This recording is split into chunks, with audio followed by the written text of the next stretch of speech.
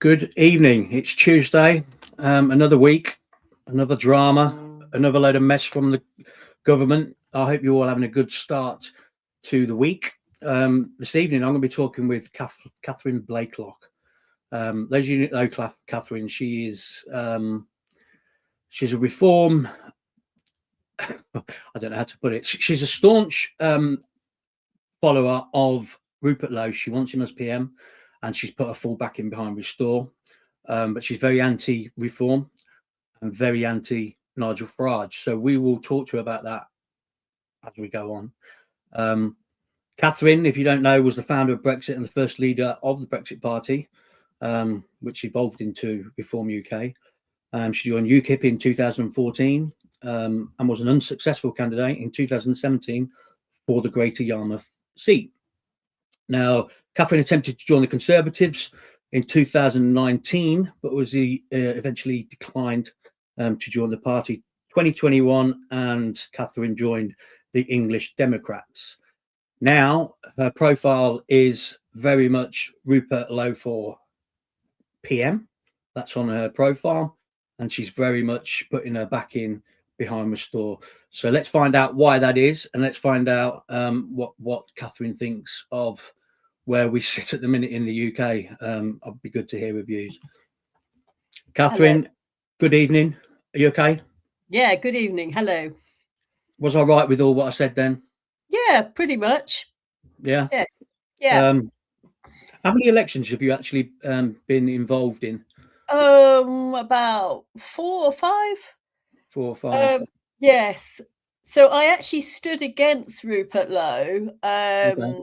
I didn't know Rupert Lowe, didn't know him from Adam. And when Farage cheated me out of my shares and effectively got rid of me in an underhand way for the same reasons he got rid of Rupert Lowe, because I talk and I was saying things in 2019 about the Great Replacement, about grooming gangs. I was promised the Great Yarmouth constituency. I'd already stood for UKIP, and that is, although my father worked there, I grew up about 5 miles from there, although I'm just over the border, but effectively that is my home territory. And so Rupert stood, and I just said, right, I'll stand for the English Democrats just for the laugh of it against Rupert. Actually not against Rupert, because I didn't even know who Rupert was. And of course, Rupert said, well, phoned up Nigel and said, this is nuts, this is madness. And Nigel, being Nigel, doesn't compromise with anybody. You know, if he cuts you off, you've had it. That's it. It doesn't matter whether you effectively believe the same things, you're out. And so Rupert phones me up, and we did the sensible thing, which was, I said, yeah, fine, that's absolutely fine, I'll help you. And so we went to Hustings, and I told people, don't vote for the English Democrats, vote for Rupert. And that's how I got to know Rupert, by chance, but Nigel put Rupert in that seat. And so I became friends with Rupert from that point onwards. Okay, so are you still with the English Democrats, or are you now Restore?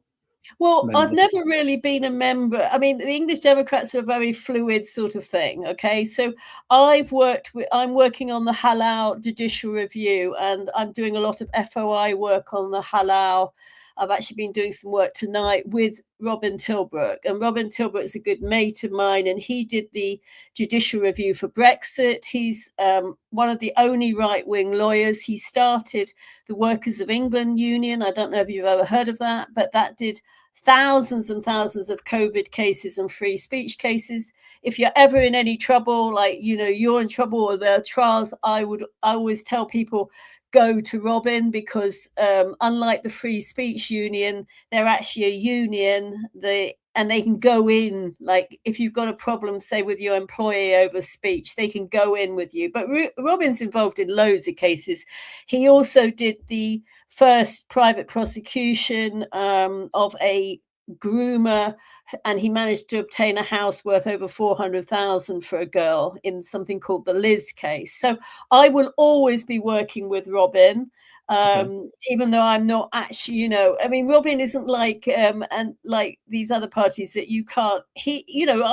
I was theoretically standing for the English Democrats, and I think England's had a shit deal, a really raw deal out of everything. So I fundamentally believe in what the English Democrats have stood for, and so it's a very loose relationship, and it's not a bitchy sort of party. Robin works for all sorts of people from all sorts of parties. Okay. It's funny you should say the halal. I just got a question in from one of my followers about halal, and I'll talk to you about that in a Yeah. bit. We follow each other. I agree with a lot that you say. I'm sure that you agree with some of that I say and something we don't say. As things stand, I am a Reform member, Mhm. and I believe in reform, and I believe they are the only option as things stand that will remove Labour from government. So that's my point at the minute. But I have been looking at Rupert Lowe for a while, and I like a lot of what he says. But we'll get into that in a second. What I want to talk to you about first Yeah. is the state of the UK right now. I'd Yeah. like to get your opinion of where we are as a country and the leadership that we've had under Keir Starmer, if you don't mind. Well, we are fractured into smithereens, ethnically and politically. We're becoming more and more divided culturally into ghettos. You can be in certain parts of the country, rural Devon, rural Norfolk, and you really wouldn't know that there's a problem at all. You would hardly see it. So you've got this sort of functioning going on, but then you go to other places and obviously it's complete chaos. I think our economic position is appalling. It's completely unsustainable.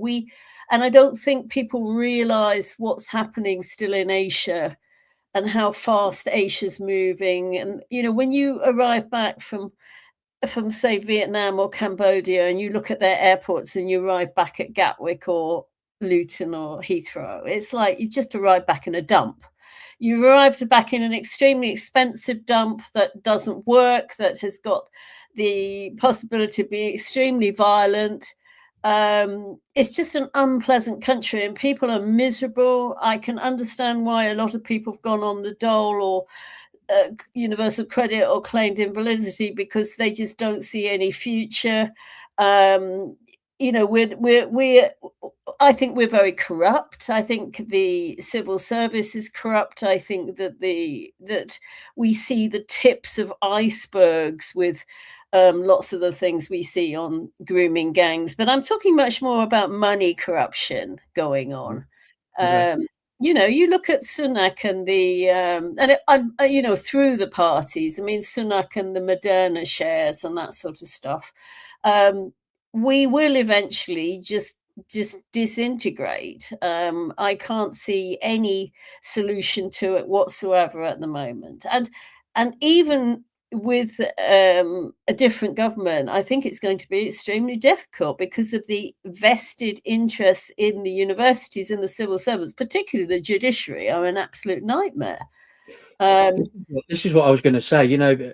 Rupert Lowe says a lot of things that I like, but they're quite strong, and his rhetoric has been going up and up and up in the past few weeks. Especially now he's created his Restore Britain party, and you can see by what he's posting now on X that his rhetoric has gone up and up. Do you think that's the way forward? Do you think we need to take a more softer approach, or is the way that he's talking the way it has to be, do you think? But I've changed. I mean, in 2019, I was where you probably are, or even further softer. But what I was saying, even in 2019, was and 2018 was very mild relatively, and that wasn't acceptable to Farage. But no, I think the country is becoming more radical. I just don't see how. I think if you want anything done, it's going to be a fight, and it's going to be extremely difficult, as you've seen in Minnesota with Trump. And even he's backed down on it. I don't think he should have backed down on it. But we will have no doubt got this sort of stuff going on under the surface. These vast amounts of money floating about. That's what I mean. People say a lot of things, but in the reality of it, when it comes to it, say Rupert Lowe in 2029 becomes PM, Yeah, and he said all these things online that he's going to do, but then the realization hits, well, how the fuck do I do it? It costs a lot of money. You've seen Trump's gone in with his ICE unit to take illegals out and just deport them. I'm all for that. I like that. But in reality, it's not as easy as just creating a group and then going around and rounding up illegal immigrants. What's your personal view on immigration and immigrants? Would you be just pro deporting illegals, or would you go further? no, I think we have to go further. I think we go all the people who can't speak English and who are on universal credit. We cannot have this situation where half of Westminster is being lived in by the most expensive property in Britain is being lived in by Somalis and Jamaicans. It's just not possible. It's unfair and it's ridiculous. My big issue about all of it is the unfairness of it, where other people are living in shared accommodation or HMOs, and older people, 50, 60, this is new phenomena, people who are living in really grotty flats and houses. And then we have people who are on universal credit who are getting absolutely, if you work out that they aren't taxed on it either, these extraordinary numbers. So I always look that one of the biggest ways to deal with things is economically. But I think we would have to bring in the army. I think we'd have to fire half the police force. But my view is that when you look at what Argentina has done and where there is, and you look at what Japan has done, and I accept that they are different in that, for example, Japan has a very small immigration problem, relatively, is a much more cohesive society. But Argentina has absolutely just smashed to pieces the state, and it's one of the best places in South America, and its economy is going up very fast. And other countries, like Singapore, have had really, they just don't mess about with it. So, but how you go from where we are, where we have a civil service and a judiciary and the police force who basically are just left wing, they're left wing Marxists, and teachers. I mean, teachers are just appalling, and the unions, and so many of the young, and so especially young women. Yes, I think it's going to be very, very difficult. I don't underestimate it. Okay. I want to put this up on the screen. I did a poll through my channel. Most of my followers are reform, but I put this poll up, and it was done over 2 days. And this was the result of that. A lot of polls being created. If there's a snap election tomorrow, who gets your ex? And I was quite surprised to see 69% restore Britain and 27%. I couldn't get my head around it. But that's what people say. Now, people are telling me that this is all done by bots, and they're the one putting the figures up. It's Elon Musk and etc. etc. I don't quite believe in all that. I think it was a fair poll. People voted, and that was that. Now, you've put your full back in behind Restore Britain and Rupert Lowe. Why? Okay, so let me put a little bit of context. After I basically was lied to, tricked, and chucked out of, I wasn't chucked out, but because Nigel couldn't chuck me out. I was in the position of Zia Yusuf. It could not be chucked out, but I gave him my shares. I didn't say anything for about 4 years. I did nothing. Literally, I mean, I went to a few English Democrat things, but I wasn't on social media. I disappeared. I was so shattered by what happened. And that was pre-Brexit. I wanted to get Brexit done. And even though that had happened to me, I wanted to give Nigel the chance to do what I thought he was in the position that he possibly could do. And you know, and I said nothing. And I didn't want to have, you know, this sort of adage, oh, you're just, you know, bitter Catherine, like bitter Ben and this sort of stuff. So I did nothing. But it was immediately after the Rupert Lowe thing that I just said, this something really bad is going on with this guy. And you've seen obviously what came out today with Nigel saying that everything was basically a pack of lies, and that it was because of the mass you know, because they wanted a lot of remigration and deportations, that they had to get rid of Rupert.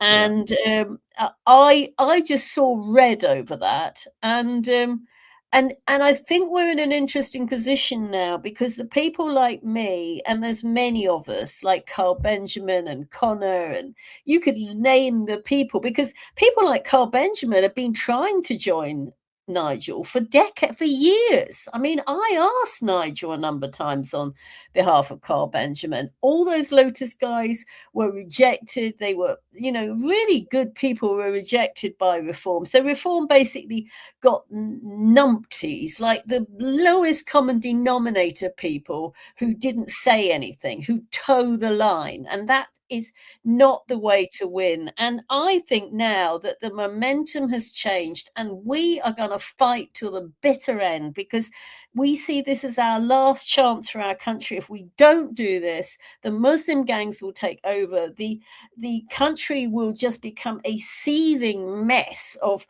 micro fights and, you know, violent gangs, and the state will lose control, the economy will just disappear, and we will get the Lebanization, and eventually, after, as things move along, then it can become a full-blown sort of you know, low level insurgency all over the place. And I totally agree that I believe we've got this last chance to vote our way into something different, something new, and something better, hopefully. I believe that if we don't get it right, we will be an Islamic State within 10 years. I've taken my boy out of school. I homeschool him because I don't like what they're teaching in schools. I think it's inappropriate, and some of the things that they are brainwashing them with is just wrong. So I've brought him out, and I say it every day on my page: get your kids out of school now, because soon you won't be able to. But you look at the demographic in schools now, it's like half and half Muslims and English white kids. But I will say this: Muslims breed like rabbits, and the white that we're just not having babies at the minute. People are too scared to have a big family. So this is where the demographic is changing. I'm on board with you with the fact that we've got one chance in 2029 or whenever it might be. I actually believe that when these May elections happen, Labour's going to get absolutely trounced, and then there's going to be a lot of pressure on Keir Starmer. There may well be a vote of no confidence. This is what I'm hoping for, and then a general election's called. And now, if that happens, there's no way in God's planet that Restore Britain will be in any way ready for that. Will they be ready in 2029? What's your thoughts? I'd say without a shadow of a doubt. Without a shadow of a doubt. I mean, let's put it this way. People are talking about how are they going to get 650 candidates. I reckon they've already got 300 candidates.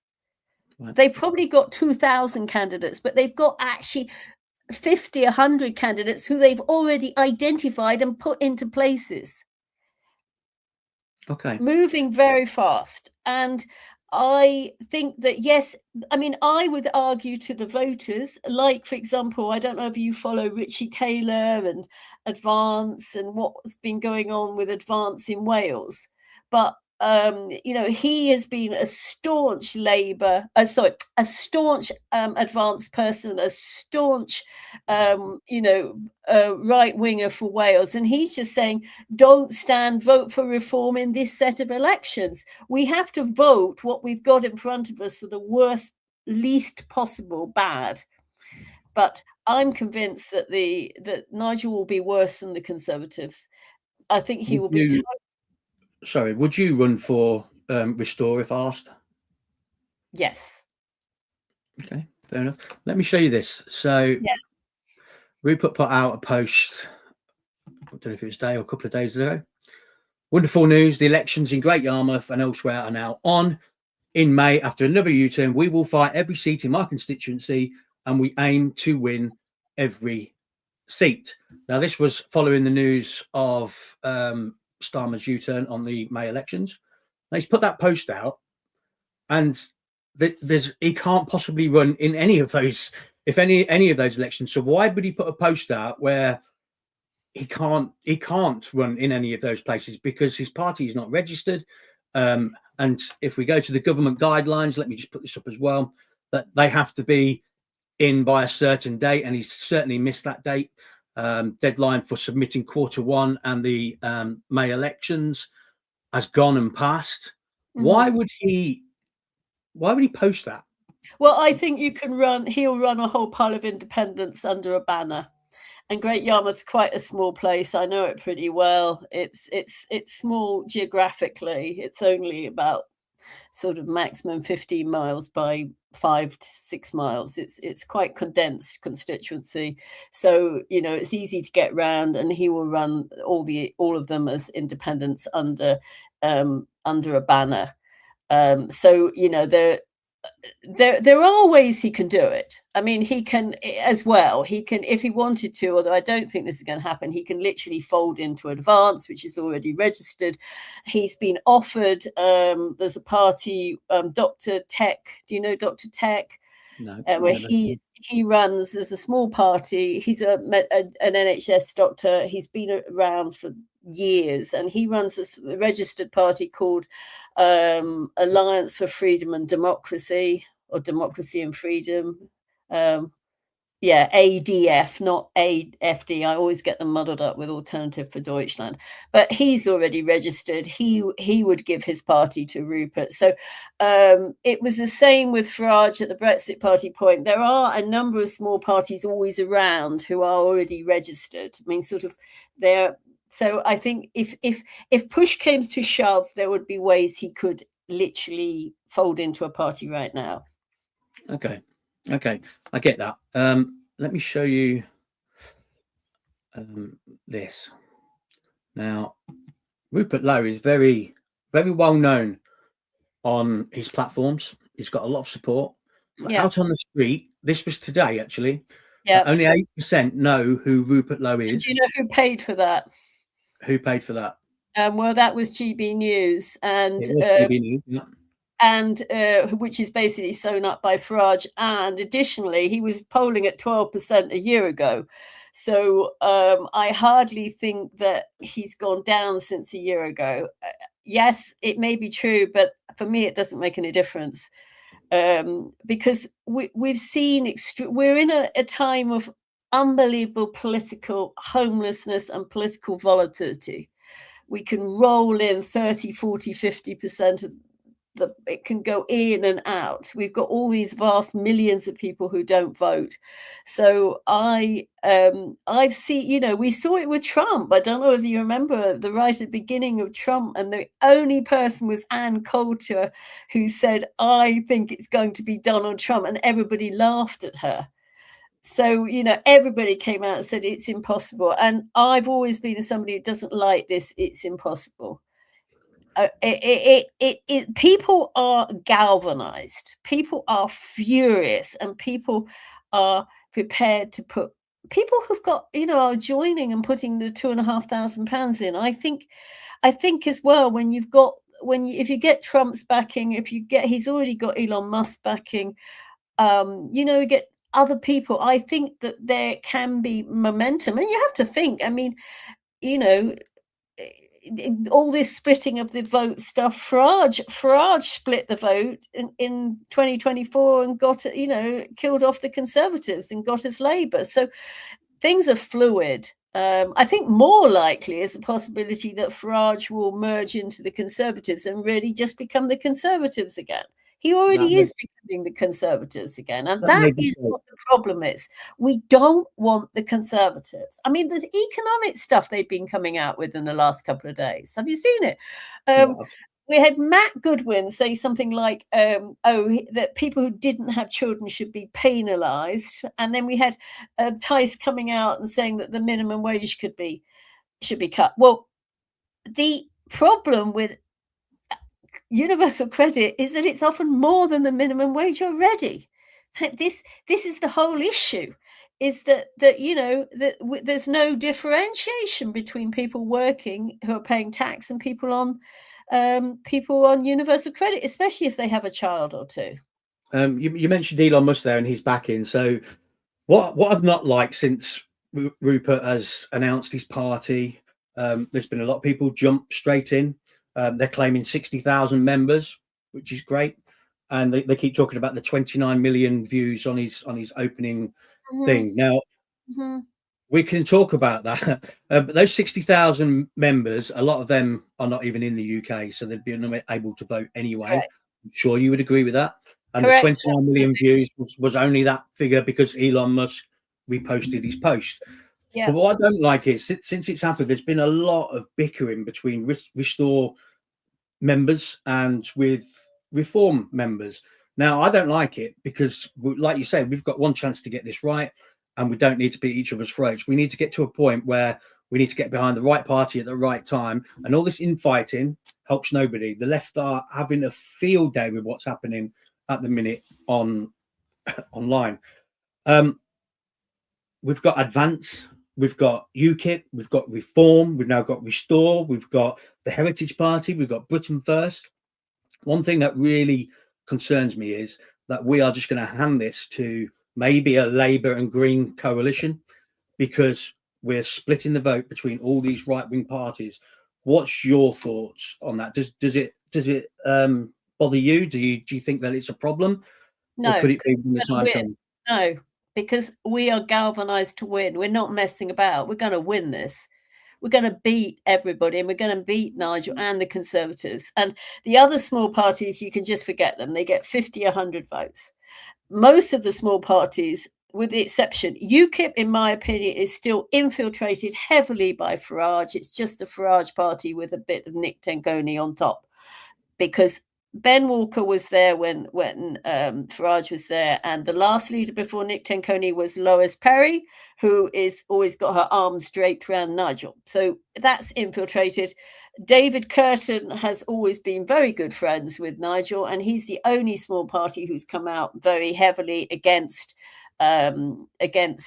Rupert Lowe. So all the other parties, with the exception of UKIP and Heritage, will just fall in. A lot of them have already declared that they will support Rupert, so that is not the issue. So we're really talking about the three, and we also, of course, have got to forget the Conservatives. I mean, the Conservatives are still polling. What is it? 18, 17, it varies. Yeah. 17, 16, 19. But if Nigel's gone down again to 24, the real crux of this matter is if you add the left-wing votes and the right-wing votes, they always equal 50 on both sides.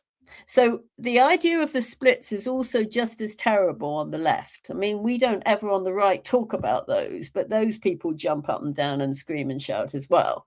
Because you put the Lib Dems, Green and Labour, they always come. So you've got a country that is totally divided. Maybe, like Brexit, you're talking about 2 or 3% these difference. So yeah. The real issue as well is Nigel. I mean, Nigel doesn't compromise, and he's out to destroy the Conservative Party.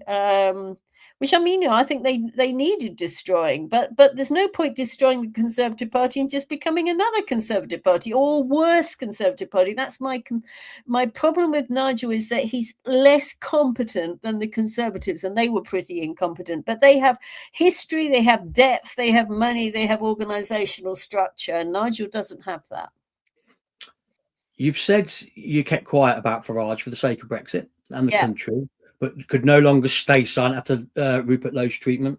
Mm-hmm. If Reform were to collapse, as you predict, would you ever consider working with or rejoining any Reform version of it, or is this rift permanent?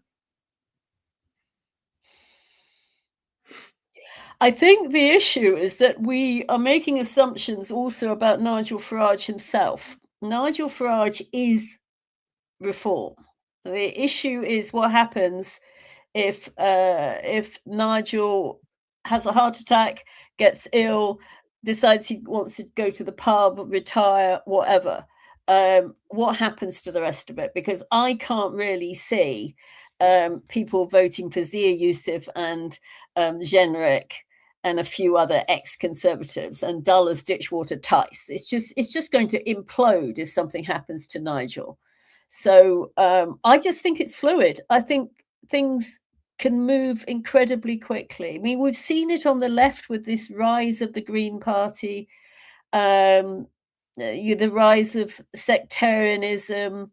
So, but my argument to the voters right now would be use your brain, and every constituency is different. The makeup of the constituency.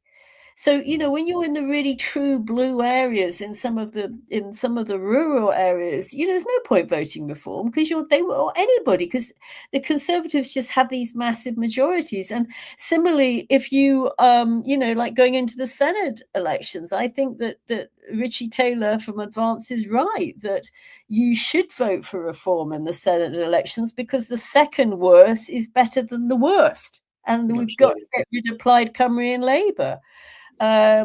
So similarly, I like Nick Buckley. I don't know if you know Nick Buckley. I think he's a great guy. He's the guy standing in the by-election in Manchester for Advance. I like him. He's done amazing work. He's a local lad. But do we want Labour or do we want reform? This is the issue. So I think and I hope voters will see what the situation is, and it's quite clear that voters now are moving and thinking about what they're voting for and where they're voting. And I am too. You've got the backing, and I'd like to get your opinion whether you think it's a plus or a minus. Steve Laws and his. Oh, I thought you were going to mention Tommy Robinson. No, not Tommy Robinson. Steve Laws. So him, and he's got a large following, but people will class him as a nationalist, a far right. Do you think having the backing of him, and he's talking about Restore, and he's saying that do you consider this a plus or a minus? Because for me, I think being associated with people like Steve Laws is a minus.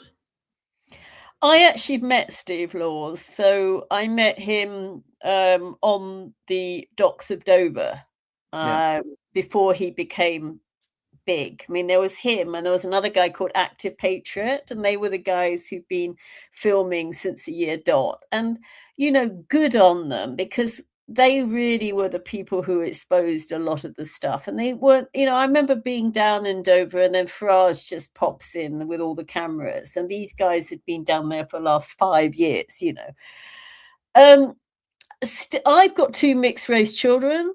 So yeah, I mean, I completely disagree with Laws on the total ethno-nationalism. But I have moved. I would not say that I'm a civnat in the way that I used to be. I want to see the number of people who are not born in this country and the number of non-English people, non-Welsh, Scots people, Irish people reduced. And I do not want to become a minority in my own country. So, the idea that we're going to deport my children who, and my children, by the way, were born here, live here, speak perfect English, have no other, you wouldn't know that they were any other mix. And there are lots of mixed race people. So, but I definitely, one of the things you have to think about with something like that is, do you want the support of everybody? Do you allow, or do you start doing reform and say, no, we're only going to allow this? And then what happens when somebody just moves slightly outside this? And that's what happens with reform. They have got rid of something like, I don't know, I saw a list. They've lost like 60 councillors. One of them got rid of for saying that the Bell Hotel was a haven for paedophiles or something. Well, it sort of got some truth in it. I mean, given that they were, that was what caused all the trouble with the raping of an underage girl. So he was chucked out. There were 9 in somewhere else who were chucked out because the leader of reform in that council was screaming and shouting. There have been other people chucked out for the most minor infractions. So my view is that you allow everybody, and then you make your decisions by who you actually have standing and what your policies are. And these people can say whatever they like. I know people who are Holocaust deniers. I know people all sorts of from the spectrum, and I'm very much of the American free speech. I just think you can't place it, because you end up with these ridiculous lines as to who's going to, what's allowed and what's not allowed. So, yeah, Steve Laws has got a place in the country. I think he's brought the word remigration into the forefront, and I think people started talking more about it since Steve Laws. Personally, I think he's quite a nice guy. He's actually stood for all sorts of. He stood for the English Democrats at one point, and he stood for UKIP. And I think he stood for somebody else. And basically, he's been allowed a free run to do whatever he wanted. But he's been around the parties as well. Okay. One of the watchers has sent this question in for you. Craig H. Does she know what she's talking about? Nigel has been doing videos and reports on migrant boats for well over 6 years. Active Patriot and others only started doing it afterwards. What's your reply to that? That's wrong, because I was filming in 19 and Active Patriot and Laws were down there. But the issue is that's when they were already well established. The other issue is that Nigel goes down once in a year, and these guys are down there. They've been down there every single day, and Steve Laws lives in Dover. Okay. I'm quite vocal on the fact, and I put it on my page quite a few times, that I do not believe there should be any Muslims in positions of power in the UK. So I'll put that question to you. Are you of the same opinion? Effectively, yes. But I mean, I would say that the way you have to formalize it, i.e., that I would say that, for example, Mark Carney should never have been allowed to be head of the Bank of England. He's Canadian, and now he's one of the most left-wing governments in the world. I would argue that you need grandparents who are born here, or at least one grandparent, and you need to have been born here. I think it's going to be very difficult to, under our current situation, just to rule out every single Muslim. I would like it, but I think you have to put rules in. I would certainly like half the MP, well, not half, but 20% of our MPs do not have foreign parents. They weren't born here, or if they certainly don't have. They have foreign grandparents. You've seen the situation where we've had the MP Tulip Sadiq was indicted on some corruption charges in Bangladesh. Because her grandmother was the president of Bangladesh.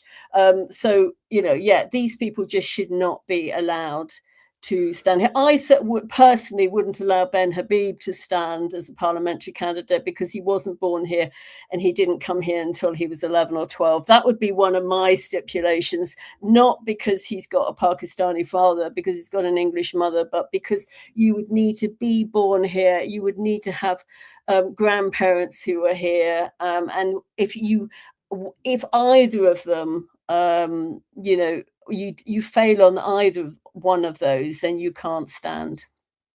Okay. So Paul said the Act of Settlement said you have to be born of 2 English parents to hold office, but the British Nationality Act unlawfully removed that bit. Thanks for that. Yeah. Thanks for that. The British Patriot, who I follow online, he put a question out earlier. If he could ask Rupert Lowe and restore Britain just one question, it would be this: would you deliver a national referendum on the death penalty for all paedophiles and child murderers? Let's pretend you're Rupert Lowe. What's your answer to that? No, I just enact it. Yeah, I would. I never had this opinion, but I have this opinion now. Yeah. Okay. And similarly for people who've got, 50 offences. I mean, we had some Sudanese guy who had 82 offences the other day. Yes, I would enact the death penalty, and I don't think I would ask for a referendum because I think we would be a right-wing government and most of the people would accept that. Okay, let me put this up. Professional gambler Rupert Lowe is a right idiot, made a lot of cash from vaccines, and he has never even been to Great Yarmouth, who he represents. I'm not sure about that bit, but voting for anyone is not going to do. Well, he wasn't vaccinated during COVID, and he was quite anti-vaccination, so I don't know where that comes from. He was actually one of the people he's declared he was never vaccinated, COVID vaccination, and he's in Yarmouth all day long taking videos and photos and being down there, and goes to all the charities that he gives his money to every month. Okay, I got another question in from Geordie Armani. She said, "You've got the halal woman on who wants banning of halal slaughter. We all do, but there's a few things that need to be addressed. How will this affect the economy as every single Muslim-owned business uses halal meat?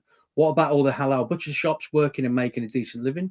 A huge amount of halal chicken is sent to the Middle East every year, as well as millions of turkeys. What percentage of turkeys are British? I don't know. But again, how does this affect the economy? All that will happen is halal meat will be imported to keep these communities going, and at what cost? Is the answer not better legislation around the slaughter and sale of halal meat rather than the banning? Rupert is purely trying to get support from the racist brigade. How would you answer Geordie Armani? Well, first of all, imports would be banned as well. So that's the first thing. Secondly, the amount of money that we're making on this compared to the amount of money that's going out in remittances, and the amount of money that is being spent on universal credit and housing benefit, etc., keeping people in jail who should be deported, which is costing millions and millions. These are tiny numbers in comparison. As far as takeaways are concerned, I'm sure that people who want to run takeaways will just deal with it. It's not difficult to deal with it. Okay. Your bio now prominently features Restore Britain, Rupert Lowe for PM. What makes Rupert Lowe the leader Britain needs right now, in your view? And how does he approach different fundamental from Farage's in terms of integrity, policy substance, and treatment of activists and supporters? Well, we haven't really had a great test yet, obviously, but I have seen the years, the decades of Nigel chucking out people for saying things, for minor things. It goes back to every MEP. He would start UKIP with about 15 MEPs, and he'd end up with 7 at the end of 5 years. He loses people. He lost Godfrey Bloom, who was his best friend and his best man, and Godfrey Bloom was getting too popular, and Godfrey Bloom, similar to Rupert, said some things that Nigel didn't like, and that was the end of Godfrey Bloom. It was dozens and dozens of MEPs, and we've seen it with the councillors as well. So you literally, if you have to allow people who have different opinions, and you have to have a broad spectrum. Absolutely. Let me just put this up. Professional gambler again. People should not be voting anytime you register anything. You give up your authority. And Kenny says racism is non-term. We are humans, and that is our race. And I agree with that, Kenneth. So you've accused Reform of using left-wing tactics, like calling people racist for raising concerns about immigration, crime, and the economy. How does Restore Britain plan to handle similar accusations? At what policies will it prioritise to address what you see as the brutal reality facing Great Britain? Well, I think we've got to do these things that cost us money. And they cost us money in terms of crime, in terms of court cases, in terms of imprisoning people. All these foreign criminals need to be deported. I think we've got millions of people who've got multiple passports. or have eligibility to dual passports. Those people who are on benefits should not be allowed to be on benefits. Those benefits would be cut off. And, as Rupert said, we're not a translation service. We're not the world's health service. We're not the world's benefit service. We have rampant crime, and and I just think that we cannot continue to have our society just basically beaten up by thugs and criminals who come here and treat us as a soft touch. That's without the rape. So the amount that if you other countries just don't do this stuff. I'm not talking about Europe. I'm talking about countries in Asia. Countries in Asia, you don't overstay your visas. You don't become illegal. You can't claim social security or asylum or anything. You're just out. It's simple as that. Yeah, I see the examples of Asia, and they do not have these problems. And I would get rid of granting passports. We issue passports like confetti. It's possible to have migrant labor without issuing them passports. When they finish the contract, they go home. End of. I totally agree. Let me show you this question that's come up. So if it's already been asked, late to the party. Do you think Nigel is deliberately trying to tank reform because he knows he's not able to do the job in hand? I don't know the answer to that. There have been lots of rumours about the security forces, about payoffs from the WEF, about controlled opposition. Those ideas about controlled opposition have been going on since about 2000 in UKIP, about strange decisions, about containment, about there have been rumours that even Matt Goodwin is part of the security forces, that he worked for Hope Not Hate. He's got connections to Soros. Where has Zia Yusuf come from all of a sudden out of nowhere? George Cottrell, who was beside Nigel all the time and has just written a book called How to Launder Money, that all the top reform people went to. They're part of the launch a week ago or 2 weeks ago. He was considered part of MI5 or MI6. He's actually got a conviction for money laundering in the States. Those rumors, especially from people in the army and the special forces, have been around for decades. And Andrew Bridgen has said that Nigel is going to be paid off by the WEF and all the rest of it. They can't be substantiated. So I have no idea. But there are odd things that always happen. Okay, let's put this question up. We're getting a few questions in now. Craig says, I want to go back to her comments on Nigel Farage and Active Patriot. If you look at Nigel's X account, he has been reporting on migrant crossings since 2016. Active Patriot wasn't around prior to 2019. It's important to be honest about this. Well, I wasn't aware of that, and obviously it is. We have lots of facts we talk about. I know from 2019, so that was when I was involved in it. I was not involved in it, so I can't comment on it before that. But you have to realize, when we are on this type of discussion, many facts are brought up, and people aren't encyclopedias. We try to give an opinion. I get that. Let me put this question up then. Rupert made a lot of money from the businesses that he is a big investor in, who were heavily promoting and selling vaccines. That's coming up quite a bit. You mentioned Hope Not Hate earlier. Rupert put this out earlier. Good news, everybody. Hope Not Hate has just stated that I'm already the far most extreme MP. I would have been devastated if said otherwise, to be honest. So Geordie Armani said, what does Catherine think about this? Him being endorsed by the lovely Hope Not Hate. Yeah, well, I think he's right. I mean, it shows you're getting somewhere. But anyway, going back to the vaccines again, I don't know, because I don't know Rupert's whole history, but I do know that he didn't get vaccinated for COVID. And I would argue that there was a distinctive difference between vaccinations, as we've seen with like measles, and the COVID non-vaccination, which obviously wasn't a vaccine, was gene therapy. Okay. Kenneth, what happened to Nigel since UKIP leaving Eurabia? I was a huge fan back then. Love this form, Mark. Thank you. I appreciate that, mate. Let me get this next one. Professional gambler again. People also need to understand that all countries are corporations. We only vote in an opinion poll. It's an opinion poll. They are telling us to our faces. The ECHR is a big thing for me. I think we shouldn't be in it. We need to leave it. Is that your stance as well? Do you think that would be Restore's stance on the ECHR?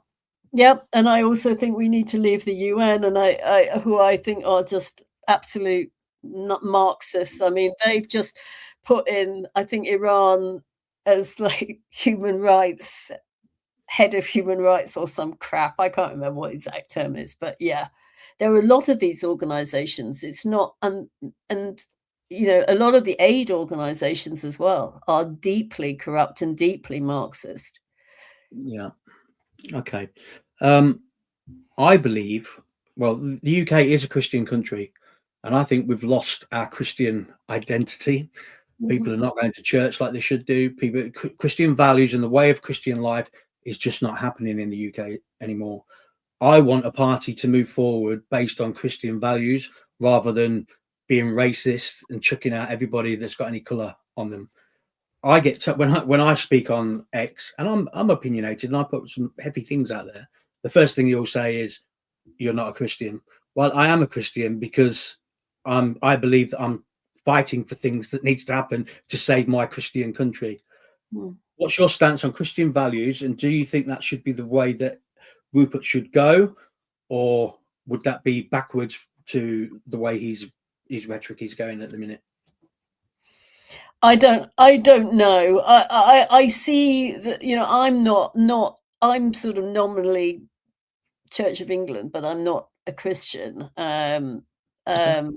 So I don't really have an opinion on this. I think this is, you know, I think that I certainly am not against it. Let's put it that way. If a whole pile of Christians wanted to be at the front of politics, it wouldn't make any difference to me whatsoever. Okay, that's fair enough. Paul says, when was Christianity took out of schools? I was taught it in school, but I'm old. I'll answer that, Paul. It has been taken out of schools. The schools now are actually teaching Islam. They're taking kids to mosques. They're showing girls how to wear the hijab and the niqab and all that kind of thing. They're teaching them woke nonsense. You know, daddy can have a baby and you can identify as a crown if you want. That is what is happening in schools. I guarantee you. I get so many messages about schools. Have you looked at what's your opinion on the school side of things, Catherine? Are they being taught what the government want them to be taught, i.e.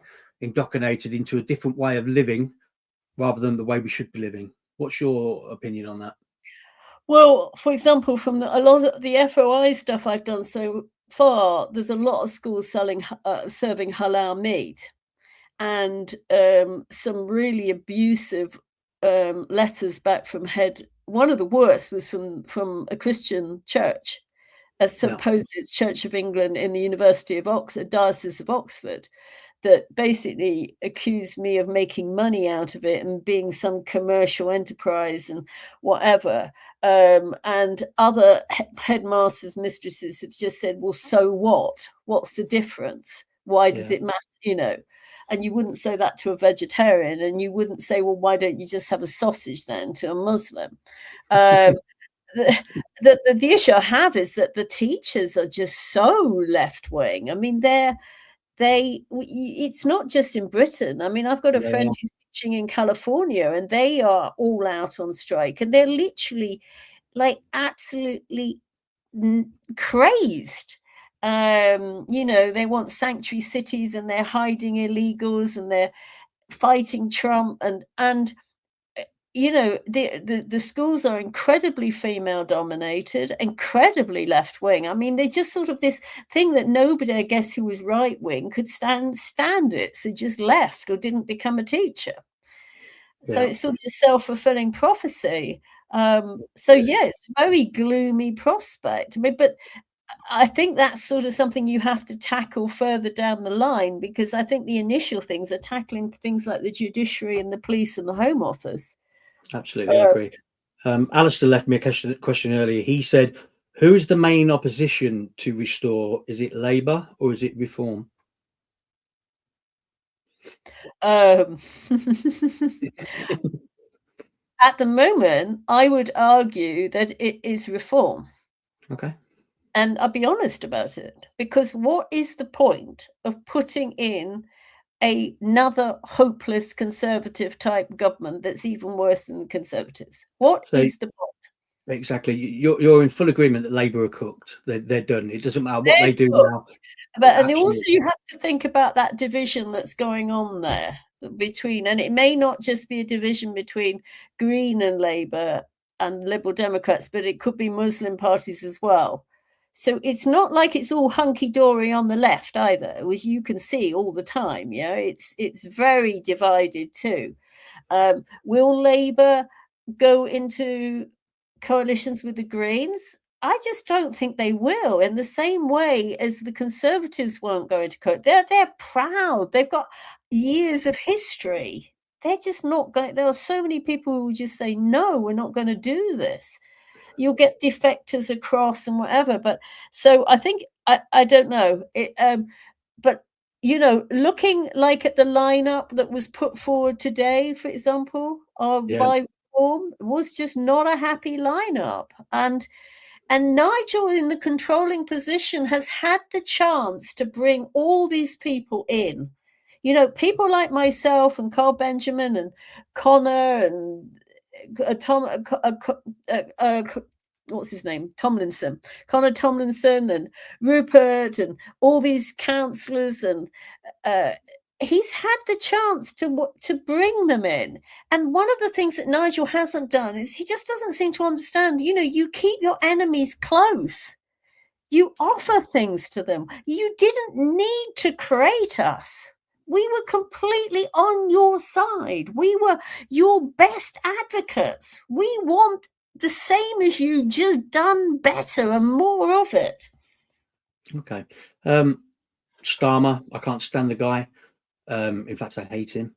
He's been talking a lot recently about the EU. Do you think that he's trying to get us back into the EU by the back door? That's one question. And the second question is, he's also talking quite heavy about Denmark, Greenland, and Russia. Do you think that Starmer will take us to war to enable him to keep his seat as Prime Minister? Well, I think he's going to have enormous difficulty taking us to war. I mean, obviously, he can send the army and whatever, because that's what they're paid for. But you think he's going to get recruitment? You think he's going to get the Muslims join up? You think he's going to get all the right wingers join up? This would be like, there would just be mass resistance. He won't be able to put enough people in prison. You can't have 5 million people object, conscientious objectors. So the other thing about Starmer, I mean, we're talking about general elections and all that stuff, but I don't know how we could even not have a general election until 2031. I know we're in a 5-year term, but if we went back to the old system, which was a 7-year term, and there, Robin Tilbert's talked about this, that there is a possibility that he could enact, you know, the same way as they tried to cancel these elections, he could extend the term. We might be till 2031 before we got a general election. So, you know, I think the idea of Labour getting an early election is just not going to happen. They have got this one chance and they're just not going to lose it. And there's nothing we can do about it to stop them if they don't call it. It doesn't matter how many arguments there are between, you know, Rayner and Lammy and whatever. We can't do anything. Absolutely. Let me just put this comment up. Zach Rushton says Christianity is a foreign multiculturalism religion. It will never help us. It's an anti-nationalist. All the Christian institutions push multiculturalism. I will answer that. Zach, I do not agree. We've been going for an hour and I appreciate your time. I'm going to ask you one more question, Catherine, if that's okay. If Restore Britain gains traction and overtakes Reform in the influence of polling, you've suggested that could happen. How would you describe the ideal coalition or a path forward for the broader right? Would it involve alliances with ex-reform figures or a complete break? Well, I think it depends on who you're talking about. I think the rank and file in the counties and in the cities who are councillors are really identical. There's not much difference between the reform people. And you have to remember that when I was in UKIP, for example, there was a revolving door that went along in Norfolk between UKIP and the Conservatives. People would get sick of the Conservatives because they weren't right wing, and they'd go to UKIP, and then they'd get sick of UKIP because UKIP was so disorganized and always fighting with each other. So then they'd go back to the Conservatives. So this revolving door, we're all the same people effectively. So, you know, it's only the top people that have really been the issue. You know, you're talking about the generics and those type of people. Those are the people who have been the problem. The Mays of the world, the Camerons, the Wets, the Goves. You know, it's not the people doing the stuff in county councils. Okay, so you know I'm reform at the moment, but I've said it online. I've put it in posts. I'm very open to restore Britain. I really like Rupert Lowe. I like what he says. He aligns with a lot of what I say. And Farage, for me, is doing the things that I don't quite like. The main thing for me, and this is what I want to finally ask you, the main thing for me is I will back any party that I believe are in a position to remove Labour, because I think that's got to be the only goal right now, is to get them out and get a right-wing party in, whether that be Reform, whether that be Restore. It's not going to be anybody else. It's going to be one of these two people, and go from there. Are you aligned with that? Yeah, You know, 100%. And I you know, and things are fluid, and things will change, and things are changing very fast. And don't forget the Conservatives are still there. You know, they are part of the problem. There's 17, 18% of people who carry on voting Conservative, whatever. Yeah, I can't believe that myself. Let me just get this one last remark up. Denmark is a basket case. The PM is married to a Jew, and a very low IQ, waging war against Russia and America. Listen, Catherine, I appreciate you coming on. I really do. I'll talk to you in a minute once I've finished off. But thank you for joining me. It's actually been quite pleasant. I thought we might be a little bit more arguing between us, but it's been good. And so I appreciate that. And Catherine, I'll speak to you in a minute.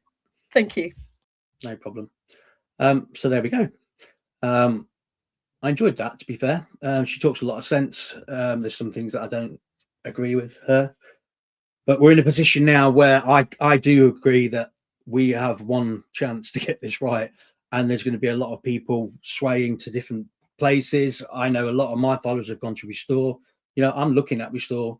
I will do what I think is best when the time comes, and my only objective is to get Labour out, because we are drowning as a country with Labour in charge.